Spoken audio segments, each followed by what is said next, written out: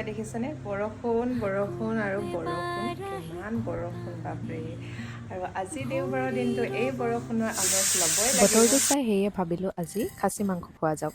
তাৰ বাবে এয়া প্ৰিপিয়েশ্যন আৰম্ভ হৈ গৈছে। কম সময়তে সহজ পদ্ধতিৰে আজি মই ৰান্ধিম খাচী মাংস। বৰ ভাল লাগে এনেদৰে খাই।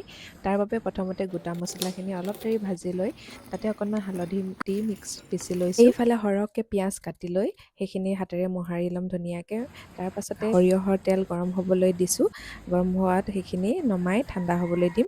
তাৰপৰা পিঁয়াজৰ ওপৰতে হালধি, নিমখ, ধনিয়া গুড়ি, জিৰা গুড়ি, ৰঙা জলকীয়াৰ গুড়ি আৰু এইফালে নিজে খুন্দি লোৱা মছলাখিনি আৰু ঠাণ্ডা হোৱাত মিঠাতেলখিনি ঢালি দি ভালকৈ হাতেৰে সানি লৈছোঁ যাতে মছলাখিনি ধুনীয়াকৈ সোমাই যায়। তাৰ ওপৰতে মাংসখিনি দি সেইখিনি ভালদৰে সানি ল'ম। তাৰ পাছতে গোটেই মাংসখিনি এনেদৰে প্ৰেছাৰ কুকাৰ এটাত ঢালি দি হাতেৰে এনেদৰে কৰি ল'ম। তাৰ ওপৰতে 3টা গোটা নহৰু দিছোঁ, আলু দিছোঁ, তেজপাত দুখিলা, কেঁচা জলকীয়া কাটি লৈ ঢাকোনখন লগাই 5 মিনিটমান সিজিবলৈ দিম হুইচেলটো নোহোৱাকৈ।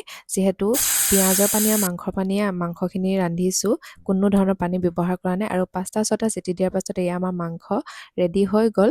আৰু গৰম গৰম ভাতৰ সৈতে এনেদৰে পৰিৱেশন কৰিতো বৰ ভাল হয় এনেদৰে খাবলৈ।